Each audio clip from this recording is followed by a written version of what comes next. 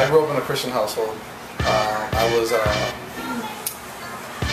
was enclosed and really well taken care of, so that I would not be exposed in a lot of the things that this world, bad things that this world has to offer. Some of the things that as a kid or in high school, people around me were doing never interested me.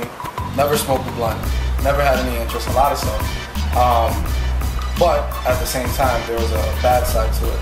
And it was a notion that I grew up with that if my parents are Christian, then I'm covered by the same blood, because there's no way that if my parents, like for example, born in the Dominican Republic, my mother came, the only reason I came was because she came. So it was kind of like I assumed that if my mother had access to heaven, she had to take me in there too. When I was 13, we moved to the Dominican Republic. I was not a fan of that, but my father insisted. You went back to the Dominican? Yeah, I was born there. When I was 1, I came over here, so I really didn't live there. When I was 13, my dad decided that he wanted to bring me back, move the whole family. He wanted me to kind of get that experience, a different culture, not think that you deserve everything like culture in the United States, or at least up in Massachusetts is, but that you have to work, that you just don't get. And in the beginning I wasn't for it. I went, and that was another double-edged sword, because I learned a lot, I gained a lot of experience, I learned to operate by logic. But I also learned we would say tigreaje. How do you say tigreaje? Yeah, I don't say gangster, just kind of how to work the system, how to be a little more aggressive in terms of, more wise, more, like street smart. Street smart. So, that kind of entered me into a different world. I started kind of getting away from the idea of being a good person. It just didn't matter anymore, whatever. And started involving myself, relationships that I wasn't supposed to be in, influences that I shouldn't have had. At the age of 17, God started doing some interesting stuff in my life, and I would question a lot of things, the system, the church, life, family, everything. And most interestingly, I knew that there was a God, as much as I tried to deny it. I remember having dreams, back-to-back nights, where I would see myself burning in hell. And those are things that I would wake up in the middle of the night, sweating, crying, scared. At that time, we lived in a double-decker, lived in the second floor, and two-family house. We lived in the second floor, and the attic there was a room built in up there, so that would be my room, which was really outside the house. I had to go from outside to get in there. And I remember that every night I'd hear a lot of stuff up there, and it was like if the enemy God had something for me, and the enemy was aware of it, and he was really trying to spook me out and get me out of that beforehand. There was nights where I'd be laying in bed and literally something would push me off of my bed, throw me up, and I'd land on my bed again, terrified, because I know it's not of God, and just the presence that I would feel in my room was horrible. There was one night that I woke up and I was having these dreams of that whole, being in hell and burning it there. I woke up, and as I start waking up, I'm about to pray, ask for forgiveness, and I hear this something dragging in the rooftop. So I remember waking up like I was 5, running downstairs, going into my mom and dad's room and just jumping on bed with them and just talking to them about what happened. And they prayed for me that night. And I remember that after that day, I started really thinking about my lifestyle. God started really speaking to me in a very interesting way. Never heard his voice, but he would speak to me from inside of me.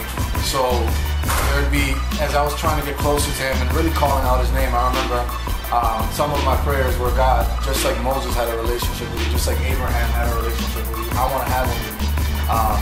I don't want to have to go to the high priest, I want to go to you, Jesus. And he really started doing that. I remember there were situations, very specific situations, that I would ask God about, and he would literally answer me, open the Bible. That, plain and simple. Open the Bible, and exactly where my eyes were led, it's not even like trying to force it into it, it's not even, trying to, it was exactly what I had asked. Through his word, he would do that, and he did that several times in the beginning. He would speak a lot to me through dreams. And I just started realizing that there was something beautiful about this God. And once I acknowledged how unworthy I was before him, and just the fact that that me being so unworthy, that he invested himself in me, I'm like, this has to be the move. Came to Christ. I remember I never went to music school. I never, did none of that. But I said one day to Christ, I want you to teach me how to do beats. I promised the Lord that I would never ever use those instruments for any other purpose that is not to glorify his name. Amen. Through that I started getting into the music, started writing a lot. God was doing something beautiful because I would get inspired to write music, and I would write it during the week, and the Sunday after, so if I wrote it on Wednesday, when I went to church on Sunday, the themes that I would write about on my songs, the preacher preached about the exact same thing and would give me the biblical sources, so then I would go to the Bible and go into it. So God was really doing some beautiful stuff, and started getting better at it skill-wise, but at the same time started getting deeper into the Word and having a deeper understanding of God and what it is he's calling me to do.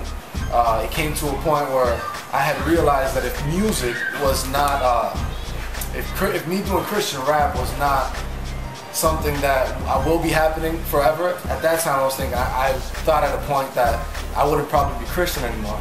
And that really concerned me, and I started praying about that, and I said, Lord, my heart needs to be spent on you and not on music. And he started working that in my life. They had this youth retreat.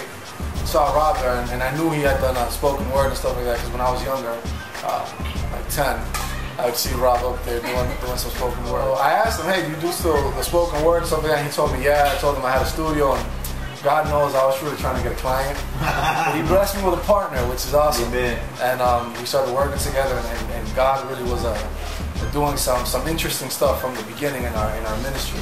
And here we are. Kind of like what Brittany said, we're in an environment where the type of music we do is not necessarily well accepted, but God has done something beautiful in the sense that the doors that have opened up for us in churches that we're probably the first. I mean, I'm not trying to call ourselves rappers, but ministers that rap, we're the first ones that go, and they love it, and it's really been the hand of God. We were pressing on towards the goal. God has given us the opportunity to release our first album. We dropped 2 mixtapes before, and he gave us the smart idea to do a whole album under the same theme, Sermons on Beats, Sermones en Pista, and that's received. We haven't even duplicated it yet, and we received some good support. Amen. In terms of that. So God is definitely doing it all. He's connected our families. I got married in August 21st of last year, so we're almost there. And it's been awesome. The Lord has blessed me with a wonderful wife. God has been working with me at a fast pace. And when I was 18 or 19, I said, God, I need a wife. And I started praying at that time, and I really realized that I shouldn't be trying to get dates. I should be looking for a wife. I should be looking for who to spend the rest of my life with. And God was the one that brought that to me. So I started praying for that, and this young sister happened to pass by and catch my attention. And she was my mom's student in 3rd grade. She would say that when I grow up, that she would like me to be married to a girl like her. And I mean, she was 3rd grade. It wasn't to be married to her, but the values that my mom was really thrilled when that happened. In fact, when I wasn't serving the Lord, she was, and my mom saw her in an event. She's like, hey, how you doing? I have a son. You're the same age. Yeah, so she was like trying to hook us up, and that was kind of weird. But then we met each other. She was an usher in an event that I got invited to, and I met her. I finished rapping, and I remember she said, oh, I was really like your music, this and that. And as we're talking, my mom walks by and said, oh, that's my son, the one that I was talking to. At the end of the day, if there's one thing, and it's probably my favorite verse in the Bible, if there's one thing that in my short life I have realized, it is that Proverbs 9:6, I believe it is. Man plans his course, but God determines his steps. That's something that I've seen in my life. You plan whatever you want, but at the end of the day, the Lord will straighten your path. Amen.